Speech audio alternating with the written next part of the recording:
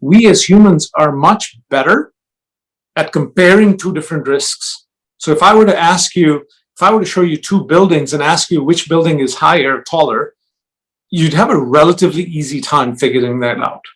But on the other hand, if I were to show you a building and say, tell me how tall is that building, you'd almost certainly struggle. And yet, if you sort of think about within the context of commercial insurance, the problem statement is not just relative, but it's also absolute. It's a prediction. And so understanding how the human brain is wired and understanding how we can sort of guide claims adjusters or underwriters with tools that reflect the institutional experience and expertise, but also reflect the uncertainty around that understanding is where I think the ultimate power is.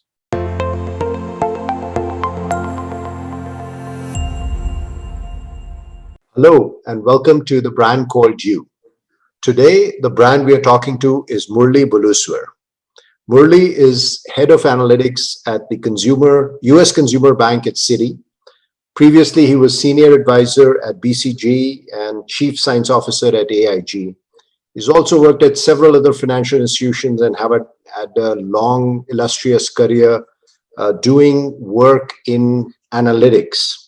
He was educated at the University of Chicago and Auburn University before that. So welcome to the show, Murli. Pleasure to be here, Sandeep. Thank you for the opportunity to have this conversation. Well, let's get started. The first thing I noticed was at one point you had the title of Chief Science Officer, and that was at AIG. A lot of people think that insurance is so regulated, you basically look up of a table, the age, gender, and whether you smoke or not, and that's your pricing. How did you really impact decision-making in a company which is so regulated and has so few degrees of freedom? Thank you, Sandeep. The first thought that I'd share is, look, at the core of it in insurance, you're trying to predict an outcome in the future, an uncertain outcome. You're trying to put parameters around that, and you're trying to figure out what risk tolerance you have and how that should influence your balance sheet and how that should connect to your P&L and the pricing that you should charge for relatively predictable but also uncertain adverse outcomes, whether that is in life insurance or whether that is in property and casualty on the personal line side, auto insurance and home insurance, or whether that's on the commercial side. So you can imagine in that world, this ability to think about the interplay of human judgment and data-driven intelligence and sort of to how do you put parameters around your understanding of the risk upfront, as well as your understanding of what the valuation of an adverse event should be once it has occurred. It can be very powerful, sort of being able to sort of think through how do you benefit from the best of the human intelligence, but yet also take advantage of the fact that as an institution, as a firm, you've got decades and decades of data and experience on how to think about these issues and how do you connect the two in a way that allows for a more smoother interplay. And that was really the core of the thought behind the creation of the science team, which I had the fortune to lead. And my mission statement really was to augment human judgment with consistent data-driven intelligence. How far are we down that path? Are we augmenting? Are we supplanting? Are we taking over? Where are we in that journey, do you think? Excellent question. I would say that as an industry, if you take the insurance sector, we are, to use a baseball analogy, we're probably at maybe a fourth inning relative to where I think we will ultimately head to. Now, that sort of that analogy varies from subsectors within insurance. So in the auto insurance space, we're probably closer to the seventh inning, although there's a separate question of what does auto insurance look like ultimately in a world of self-driven vehicles a decade or two from now. And it's a little bit more nascent in other parts of the insurance sector, namely commercial insurance, where you have to sort of deal with the fact that you do have relatively rare events, and any individual underwriter may have a handful of experiences, but that is a very, very small portion of the overall institutional experience. And how do you kind of find the blend of both is really where I think the significant opportunity is. Now, that said, I also think that if you watch large organizations that are looking to change in any form or fashion, the people in those organizations, just like every other person that we know, are driven by one or more or simultaneously all three of these drivers of how we see the world and behave: ethos, pathos, and logos. And logos, or logic, or data, I purposefully put at the back end, because that tends to be in large institutions, in mature organizations, that tends to be the last thing that actually drives human behavior and perception and understanding relative to ethos and pathos. Whereas if you think about a brand new firm that has been created from scratch or near scratch, that has this thinking in its DNA, they are more likely to lead with logos than they are with ethos or pathos. Not right or wrong, just different cultures, different contexts, different ways of thinking about their roles and their competitive positioning. Also, it's been evolving. I know you're now head of analytics at the U.S. consumer bank at Citi. That company has had a long history of very driven culture, where people built relationships, took risks, took decisions. And several other financial institutions, I think, are going through an evolution where experience and relationships driven decision making is getting replaced to some extent by data driven decision making. I'm sure you have a bunch of stories on how that journey is going. Anything that stands out on how you have seen this play out, let's say over the last 4 or 5 years, how the attitudes are changing, how the equations are changing? What do you see? So the first thing that I would say is, let's recognize that when we talk about this evolution or revolution, we're getting at the core of people's identities, their personal and professional identities, how they see their roles, and what value do they see themselves bringing. And so it's, I think, really important to embrace and work with the human dimension of the change and the implications for how people react. That's sort of the first thing that I would say. The second thing that I would say is, too often it becomes a question of, should it be the human or should it be the machine or models or data? And for me, it's rarely an either or world. It's more about an interplay. It's not even a balance as much as it is a harmony of the two. And how we think about the role of the human versus the machine will vary depending on the context. So I very much imagine a world in the very near future where in some instances, the machine is supremely confident because there's a lot of data and you can parameterize the risk and you can manage that portfolio and your P&L in a healthy way. Then there's sort of that next level in my mind where it is primary data augmented by human. The third level is probably human augmented by data. And in theory, there could be a fourth level of human only. But to me, that is difficult to perceive that fourth bucket, because if it is only human, you still have some data to work with.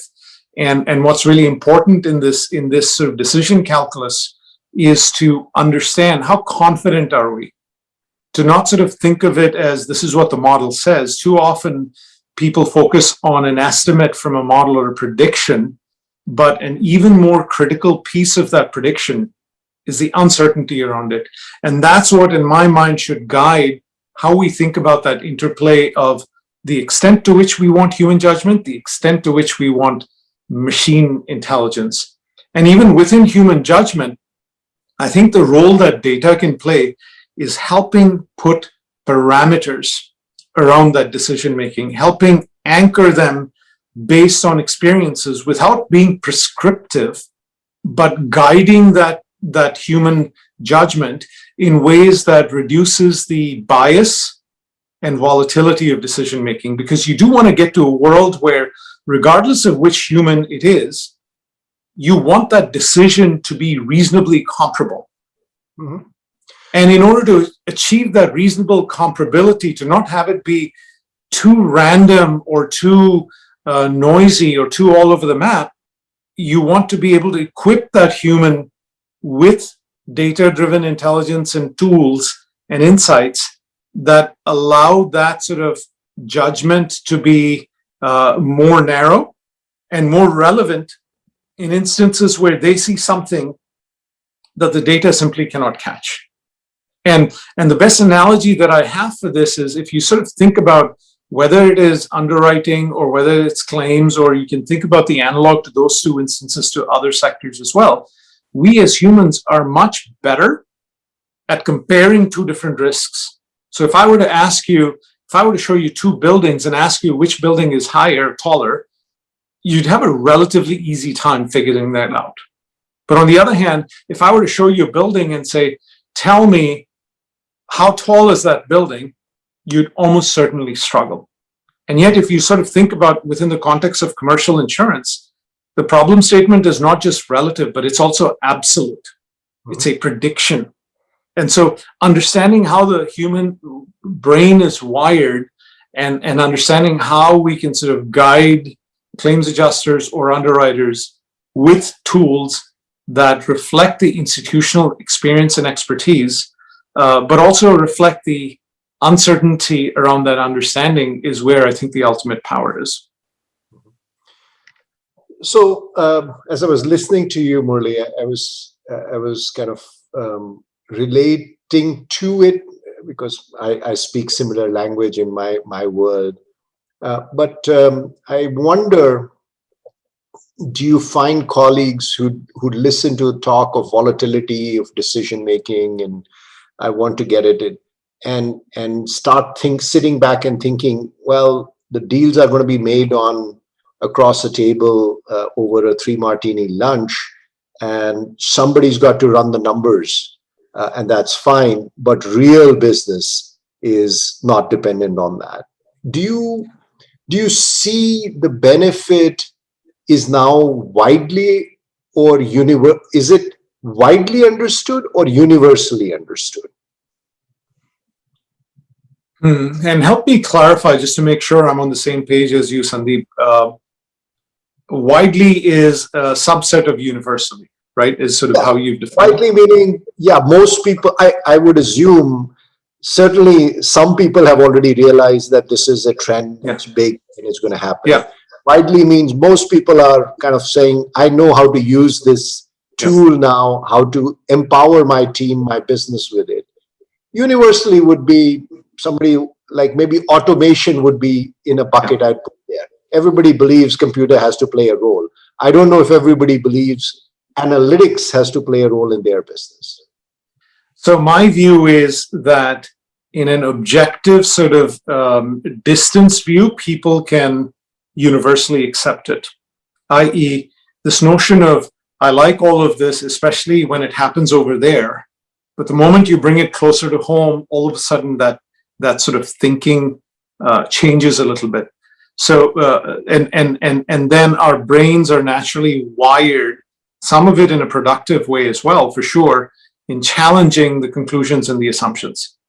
So my view is that it is universally understood in sort of an objective, broader sense, but it is not, it is more widely understood within the context of a certain industry or a role. And the magic really is not just whether it's understood, but how is that understanding translated into actual decisions and outcomes with tools that are meaningful. And that's where I think the pathos sort of kicks in over the logos a little bit.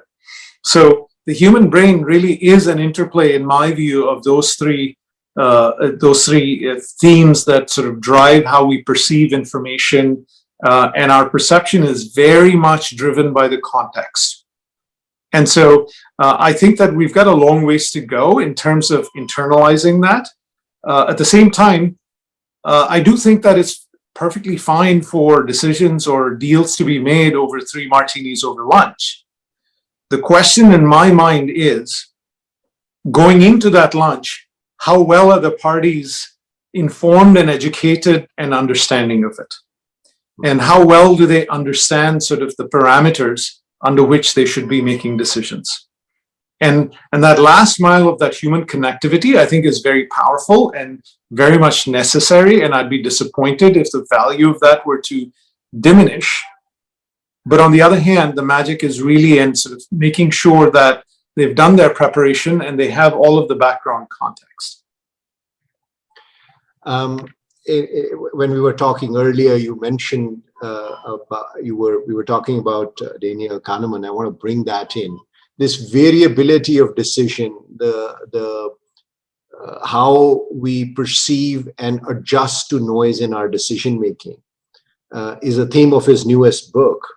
And you were mentioning that was also influenced or somehow impacted by the work that you guys did together. I'd love to learn more about that. Decision making, when you're making millions of decisions, like fraud prevention, every time a card swipe goes through, somebody has to make a decision whether it's fraudulent or not. Every time a direct marketing piece of mail goes out, somebody made a decision. How does variability or noise play a role? And what can you share about the work around reducing that in decision making? Very good point. The first thought that I would share with you, Sandeep, is I have this extreme passion that the entire world needs to understand Bayes' theorem. I think that our ability to absorb information and interpret information is going to be at a whole new level of sophistication if we understood the concept of the 2x2, essentially, that Bayes' theorem implies, which is a deeper understanding of false positive and false negative.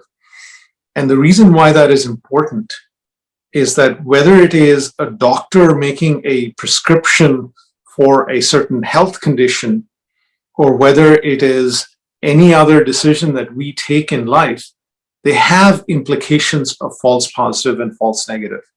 And embedded in that decision is an assumption around what are the trade-offs? What is the cost of a false negative? What is the cost of a false positive? And the context of that will be dramatically different depending on when it's applied.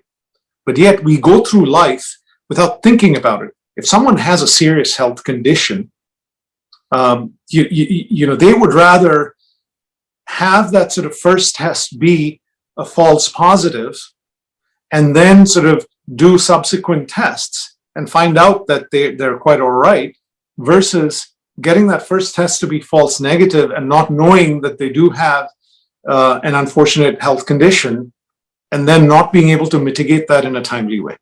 So my first thought is, I do think that every decision maker and anybody that consumes any form of data to try to draw a conclusion needs to understand Bayes' theorem, needs to understand the false positives and false negative rates, and then needs to be able to have a perspective on what is the cost of that. And those costs are significant. I'm going to ask you, how would you explain Bayes' theorem to a 10-year-old? Since you think everybody should know it, how do you explain it to a colleague who's not got a degree in statistics? Very good question. The way I would explain it is, and I'll use a real example maybe. I'd say, do you want to know whether you're sick or not? Mm-hmm. And if any person would say, of course I do want to know. And then I would ask the question, how much do you value, or to what extent do you really want to know that? And are you okay with my misdiagnosing you to say you're sick? when you're not? Or would you, so I'd use real world examples of thinking about these decisions that we make because they have significant implications. And so the cost and the problem, of spending on a second test, just in case you made a mistake on the first test, is a lot less than the cost of not knowing incorrectly that you were sick. That's, I guess, the possibly. point. Possibly in that instance. I mean, think about, let's bring it home to COVID. Yeah. Nobody actually discussed last year on this time, nobody actually told you what those ratios are. But yet those ratios matter in a huge way. And they matter because they have real life consequences of decisions that institutions and countries and people make. And Right. people make that decision based on a binary prediction. But nobody really, I can't think of anybody other than the people that maybe created the tests that really even understood the implication of that. Yeah. And look, let's think about it. The healthcare business is a $1 trillion sector. People get, once they get to a certain age, they get colonoscopies. More Right? bigger than that, right? I think it's 15%, so it's probably like 3 trillion or something. Yes, trillions. Right? Yeah. We get all sorts of testing done, but we don't really sort of think about this issue. Yeah. And oh, by the way, doctors are making judgments on this without knowing that either. But anyway, I digress. Let me come back to your question from earlier. Come back to noise. So the question is fundamentally being human means being biased. And making good decisions means bringing consciousness to your bias and separating your ability to read signal from noise, and ensuring that your decision, your judgment, whether you are a judge in a court or whether you are an underwriter or whether you're anybody else, is not sort of biased based on a set of semi-random set of data points. That sort of is really the key, ultimately, is what we need to gun for. In the context of insurance, what we're able to do is we built tools that guided the underwriters to say, if these are the 7 factors that sort of drive risk in a certain context, tell us, for factor number 1, is this 25th percentile? Is this 50th percentile? Is it 75th percentile? Is it 99th percentile? Which quartile is it in terms of what you've seen in your 20, 30 years of experience? Same thing for factor number 2. And then what we do is we take all of that information and we draw a composite sketch on the basis of that. And we say, by the way, here's what this would suggest in the cumulative. And oh, by the way, we could also tell you how peers of yours, including perhaps yourself, have come up with the same judgment in something that looks very similar over the last 20 years. So in other words, to be able to say, if you and I see the same thing, and I say it's 50th percentile, you say 99th percentile, that's important data for me to have. That's important data for you to have.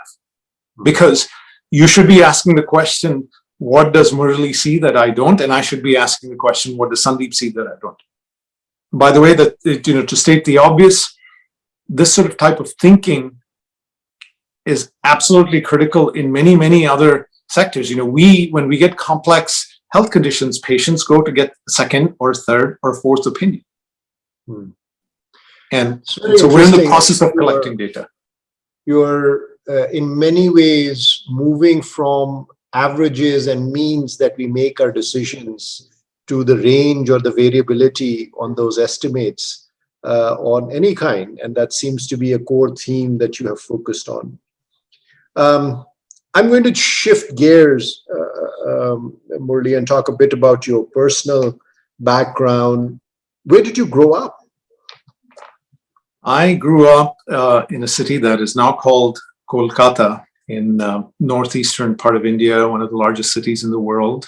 I reckon today it's a population of about 14 to 16 million or so. Very much middle class by developing world standards. And I remember when I was 16 years old, I decided that I was going to sort of take a crack at going to college here in the US. And my father essentially said, look, here's $7,000. That's what you get. And you've got to go figure out how to make that count. And you only come back to my home as a guest. You do not blow through that money and come back saying that you couldn't make it work. And oh, by the way, how are you going to make the rest of it work is really up to you. So it was an extraordinary amount of pressure. And in some ways, when I look back, I realized, gosh, I was truly thrown into the deep end in one fell swoop. But that was a huge part of my personal growth. Well, as they say, what doesn't kill you makes you stronger. So you came out much stronger at the other end. At what age do you remember some kind of a defining moment where you felt, well, math and statistics and analytics is going to be my path? Gosh, Or I any would other say experience that has shaped you as a person. I don't want to limit it just to analytics, but absolutely. any experience that shaped you. Well, very many experiences, but right about when I was 18, I started studying economics, and I had the fortune of studying economics with a professor who took a very Socratic approach to learning, i.e., he didn't see his role as teaching us just a set of principles or laws or what have you, but he really taught us about concepts and ideas. And he would test us by pulling an article from the Wall Street Journal or The Economist or New York Times or where have you, and ask us to evaluate that article based on concepts that we'd discussed in class. And he would also make a critical part of all of the coursework a term paper on a topic of our choice. So what I learned very quickly when I was doing that is I liked subjects that allowed me to imagine and think, as opposed to subjects that defined a set of rules and measured my ability to memorize rules. And so I've always much valued sort of that creative thought process and the conceptualization and the abstract reasoning and the critical thinking skills that drive me to ask the question why and drive me to sort of reimagine something almost from a scorched earth approach to many things that I see. So that's a skill and a passion that I built, and I found myself being in areas where I was developing that dimension of how my brain worked. And at one point, I had an ambition to get a PhD, and realized that I just really needed to bolster my fluency in all things statistics, and ended up studying statistics. And then was tempted into the professional life before getting a PhD, and thought that I was going to go get a PhD. And in fact, when I was at the University of Chicago, I had the opportunity to get a PhD to tag on to my MBA. But one of my regrets in life is not really taking advantage of that opportunity. But what I learned about myself is I didn't just like coding. I like thinking about the problems. I like being that connector between ideas and insights and change. And so my whole professional story has been at sort of an interplay of the intersection of questions or ideas or thinking with data and models and insights, with connected to influencing and change. And it's really at that sort of intersection of the three where I've found myself having some highly fulfilling professional experiences. Most people wouldn't associate statistics and analytics with the kind of thinking and going in the unknown problem solving kind of a mode. But you're using these hard tools in science to solve ambiguous and new and interesting problems, I think is what you're saying, which is fascinating. We are on to the section which I call On the Spot. So I'm going to ask you a quick questions. Feel free to give me a cheeky answer, a funny answer, or whatever comes to your mind answer. The first one is, if you were to go buy a nice gift for your CEO, what will you get? I would buy my CEO a book. And the book that comes to mind, and not to pivot off of something that we've already discussed, is Thinking Fast and Thinking Slow. And this idea of how the human brain works. Yeah, that's a classic. Pentagon just released their report on UFOs. I don't know if you saw that news, and they concluded that it was inconclusive. Had they confirmed there were aliens that they had detected, how would you have changed your life? I believe that alien life is a very, very high statistical probability, given that the Earth and our solar system is barely even a speck of dust in the scheme of the universe. It would just arouse my curiosity to sort of understand what the other side might look like. And I'd be tickled by that idea. I would not fear it, but I'd be very happy to have some real data that validates my belief that it's almost impossible that there aren't multiple forms of life in multiple parts of the universe. So you wouldn't buy a ration and move to middle of nowhere and dig a bunker or something like that? Well, just because we discovered the existence of life doesn't mean they didn't exist for the last thousands of years or millions of years. Sure. So nothing changes. Nothing changes, just some curiosity. Okay, a life lesson that you have learned from a movie. From Shawshank Redemption. And what was the lesson? And the lesson is about hope. And the debate between the two main characters was, is hope a good thing or is hope a bad thing when you're stuck in a prison and you don't see a way out?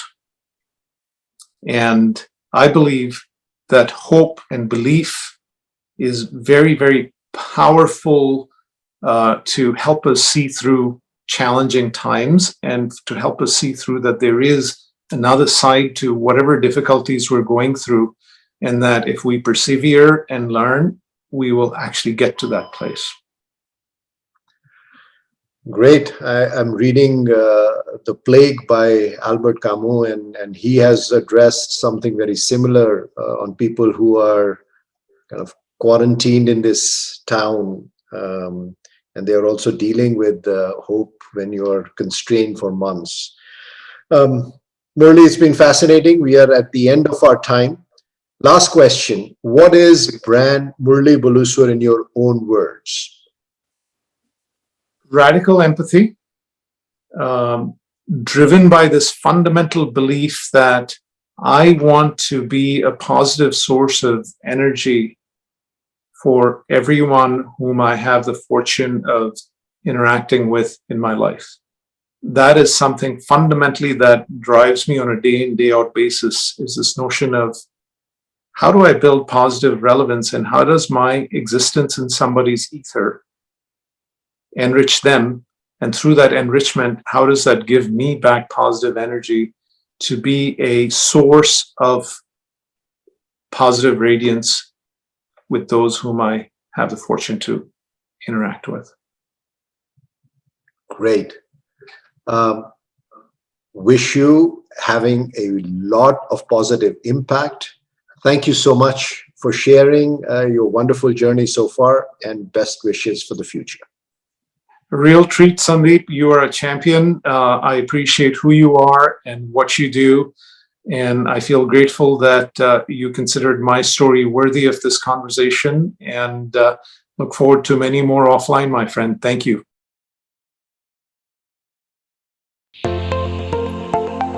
Thank you for listening to the Brand Called You videocast and podcast, a platform that brings you knowledge, experience, and wisdom of hundreds of successful individuals from around the world. Do visit our website www.tbcy.in to watch and listen to the stories of many more individuals. You can also follow us on YouTube, Facebook, Instagram, and Twitter. Just search for the brand called You.